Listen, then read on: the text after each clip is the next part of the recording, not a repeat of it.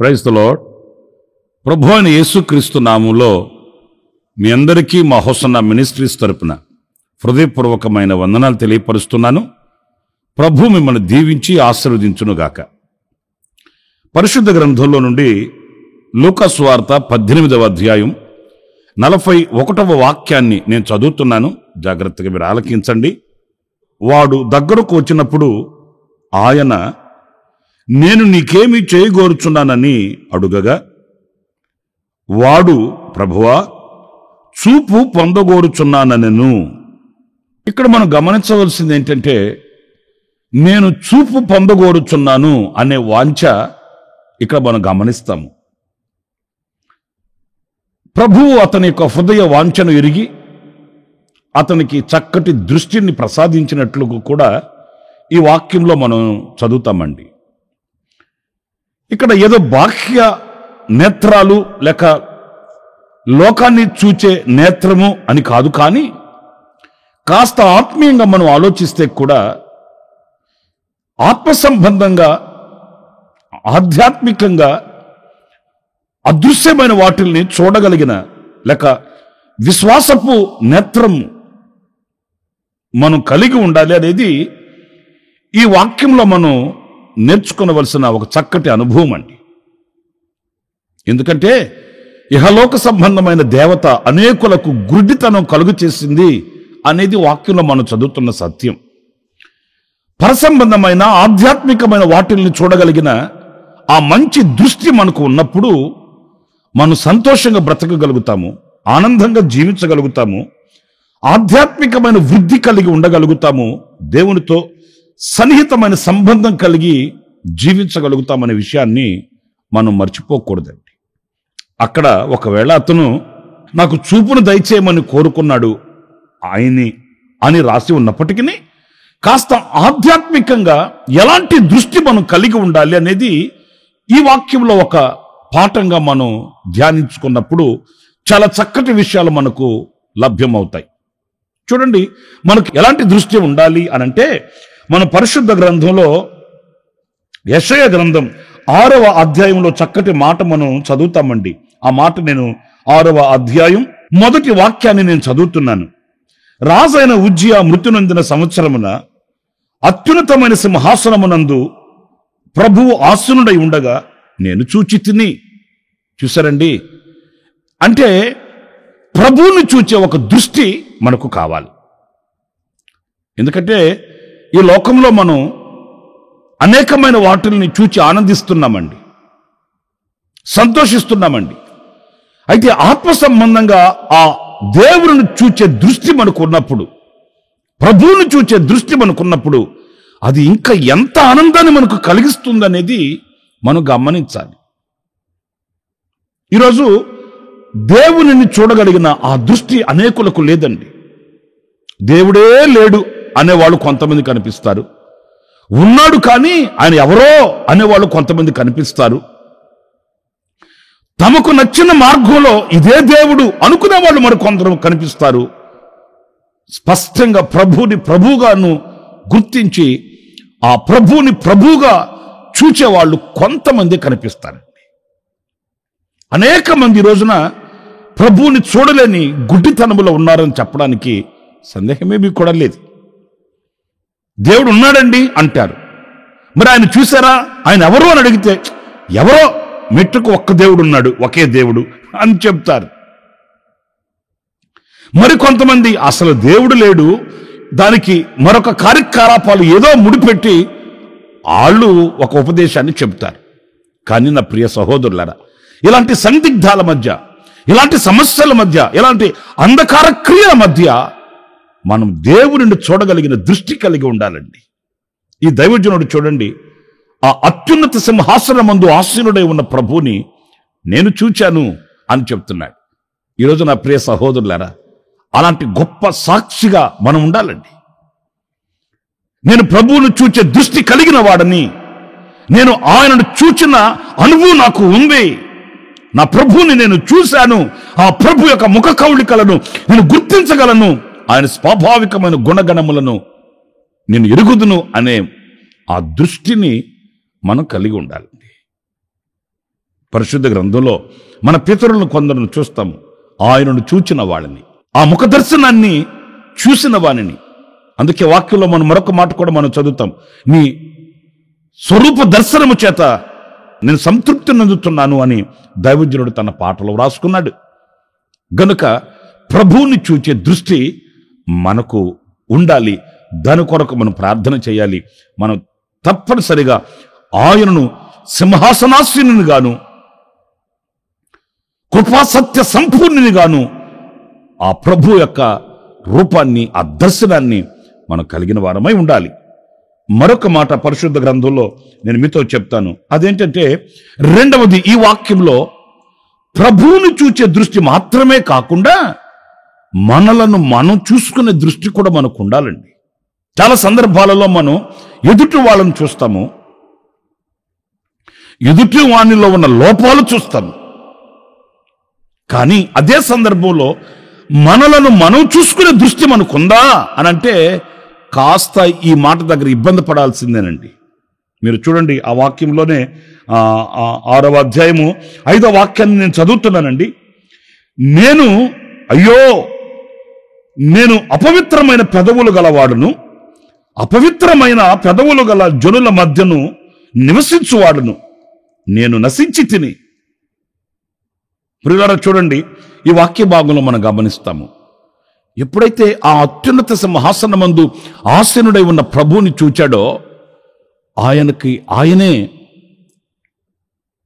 ఒక పశ్చాత్తాపానికి దిగి వస్తున్నాడండి. తనకు తానే ఒక ఒప్పుకోలకి వస్తున్నాడు. ఎందుకని అనంటే, దేవుని చూచిన దృష్టితోనే తనను తాను చూసుకున్నాడు. తనలో ఉన్న బలహీనత ఏంటో గుర్తించాడు, తనలో ఉన్న శక్తిహీనత ఏంటో గుర్తించాడు.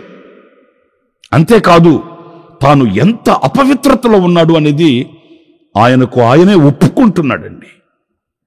ప్రియ సహోదరులారా, ఎప్పుడైతే మనలను మనం చూసుకునే దృష్టి మనం కలిగి ఉంటామో ఆనాడు మన హృదయంలో ఉన్న ప్రతి అవిధేయతను ఒప్పుకోగలుగుతాము, గుర్తించగలుగుతామండి.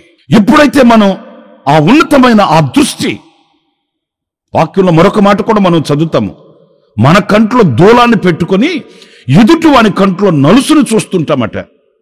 ఎదుటివాని కంట్లో ఉన్నది చాలా చిన్నదే, మన కంట్లో ఉన్నది చాలా పెద్దది. కానీ మనం దానిని గుర్తించే దృష్టి మనకు లేదే, దానిని గమనించే మనసు మనకు లేదే. మనల్ని మనం చూసుకునే ఆ దృష్టిని మనం కోల్పోతే పెను ప్రమాదంలోనికి వెళ్ళవలసి వస్తుందండి. నా ప్రియులారా, దేవుని వాక్యం ఎప్పుడు కూడా విమర్శిస్తుంది, మనల్ని గద్దిస్తుంది, మనకు బుద్ధి చెప్తుంది. దేవుని వాక్యం ఎప్పుడు కూడా మనల్ని అబద్ధమాడని అద్దము ఎదుట నిలబెడుతుంది. ఎందుకు? మనల్ని మనం చూసుకోవడానికి, విసుక్కోవడానికి కాదు, కోపించడానికి కాదు, లేక ఆ మాటకి పెడచెవిని పెట్టి మనం తిరుగుబాటు చేయడానికి కాదు. చాలామంది దేవుని వాక్యం వాళ్ళని గద్దిస్తున్నప్పుడు తిరుగుబాటు చేస్తారండి. దేవుని వాక్యం వాళ్ళని సరిచేస్తున్నప్పుడు అంగీకరించరు, విసుక్కుంటారండి. ఏంటండి, ఎప్పుడు వాక్యం చెప్పినా విమర్శనాత్మకంగా చెప్తారేంటి? మరి ఎలా చెప్పాలి? బుజ్జగించినట్టు చెప్పాలి. వాళ్ళకి ఎంత అపవిత్రత ఉన్నా, ఎంత మలినం ఉన్నా, ఎంత అధితేంద్రియం ఉన్నప్పటికీ బుజ్జగించాలి. ఒక వైద్యుని దగ్గరికి మనం వెళ్ళామనుకోండి, వ్యాధిని వ్యాధిగానే ఉంచి ఆయన మనకు కాస్త నిమ్మలమైన మాటలు చెప్పి మనం సాగనంపితే మనకి ఎలా ఉంటుందండి? ప్రయోజనం ఉంటుందా? ఆ జబ్బు నయమవుతుందా? ఏం కాదులేండి, ఇలాంటివన్నీ చాలామందికి వస్తూ ఉంటాయి, పోతూ ఉంటాయి, మీరు దాని గురించి పట్టించుకోవాల్సిన అవసరం లేదు అని వైద్యుడు ఆ మాట ఈ మాట చెప్పి మనం సాగనంపేశాడు అనుకోండి, జబ్బుగానే ఉంటుంది. తత్ఫలితంగా ఏమవుతుంది? మరణం సమీపిస్తుంది. ఆధ్యాత్మికంగా కూడా అంతే కదా.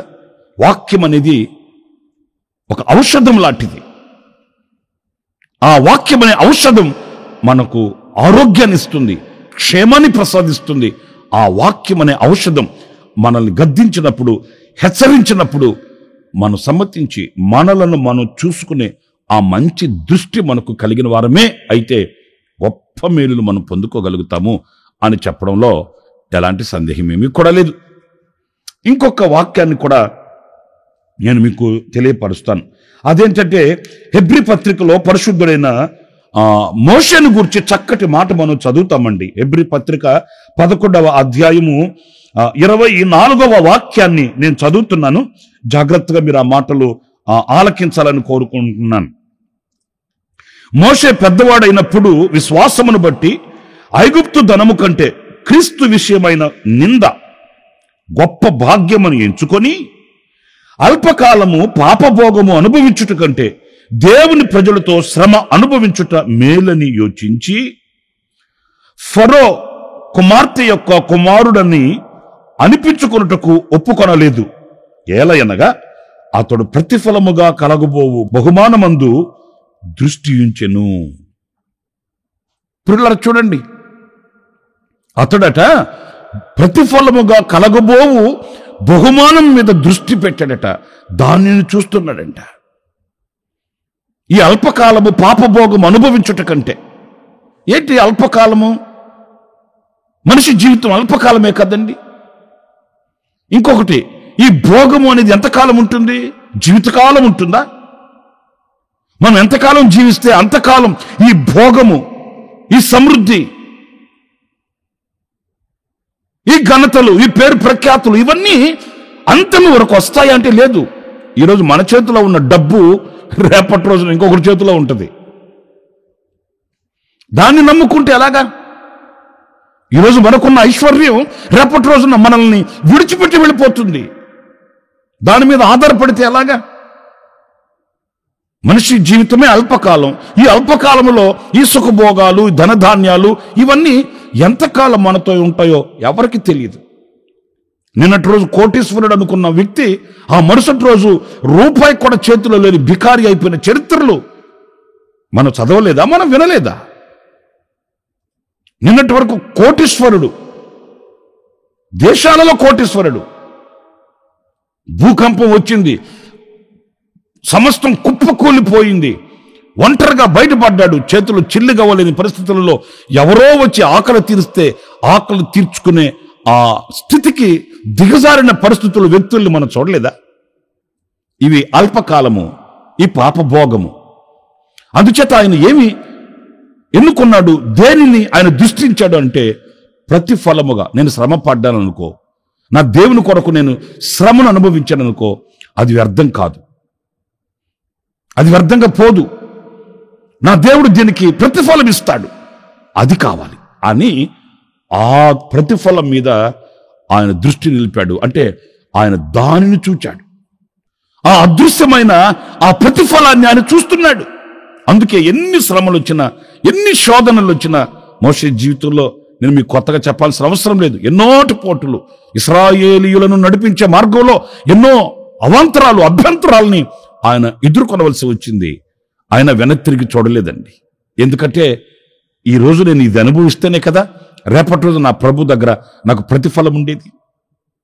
ఈ శ్రమలలోనే నిలిస్తే కదా, ఈ శోధనలలోనే నేను నడిపించబడితే కదా, ఈ సందర్భంలోనే నేను స్థిరపరచబడితే కదా నా దేవుడు నాకు అద్భుతం చేస్తాడు, ఆయన ప్రతిఫలం ఇస్తాడు అని ఆ ప్రతిఫలాన్ని చూచి ఎదుట ఉన్న శ్రమలు ఏదైనా ఆయన సంతోషంగా సాగి వెళ్ళాడు. మన ప్రభు అయిన యేసుక్రీస్తుని గురించి కూడా మనం చదువుతామండి. ఎదుట ఉన్న ఆనందము కొరకై ఆయన అవమానములను నిర్లక్ష్యపరిచి అని వ్రాయబడి ఉంది. ఎన్నో అవమానాలు ఆయనకు వచ్చాయి, ఎన్నో నిందలు ఆయన మీద వేశారు, ఆయనను కొట్టారు, సిలువ వేశారు, ఆయన ప్రాణం తీసేశారు. అయినప్పటికీ కూడా నా ప్రియ సహోదరులారా, ఎదుటి ఉన్న ఆనందము కొరకై, అంటే ఆ ఆనందాన్ని చూస్తున్నాడు ఆయన, ఈ శ్రమలను చూడలేదు. ఈరోజు మనం కూడా అలాంటి దృష్టి కలిగిన వారమై మనం ఉండాలి. మీకు 3 విషయాలు చెప్పాను. ప్రభువును చూచే దృష్టి, 2 మనలను మనం చూసుకునే దృష్టి, 3 ప్రతిఫలాన్ని చూచే దృష్టి. ఇంకొక మాట మనం 119వ కీర్తన 18వ చరణంలో ఆ మాటను మనం చదువుతుంటామండి. ఆ మాటను కూడా ఒకసారి నేను మీకు జ్ఞాపకం చేస్తాను. నేను నీ ధర్మశాస్త్రమునందు ఆశ్చర్యమైన సంగతులు చూచున్నట్లు నా కన్నులు తెరువుము. ఈ వాక్యంలో మనం గమనించవలసింది, ఆయన వాక్యంలో ఆశ్చర్యమైన సంగతులు ఉన్నాయంట. ఆ ఆశ్చర్యమైన సంగతులను మనం చూడాలి. అలాంటి దృష్టి మనకు కావాలి. ఏదో బైబిల్ చదువుకుంటూ వెళ్ళిపోతున్నాను, రోజుకొక అధ్యాయము, లేక రోజుకొక 3 అధ్యాయాలు, లేకపోతే రోజుకొక 5 అధ్యాయాలు అని ఏదో నమ్మకావస్థకి చదువుకుంటూ వెళ్ళిపోవడం కాదు.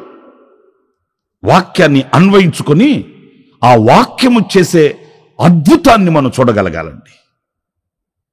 వాక్యాన్ని విశ్వసించి ఆ వాక్యము ద్వారా జరిగే అద్భుతాలు మనం చూడగలగాలండి. విడుదల మనం చూడగలగాలండి. మహత్తరమైన కార్యాలు మనం చూడగలగాలండి. వాక్యం మన కొరకే కదా.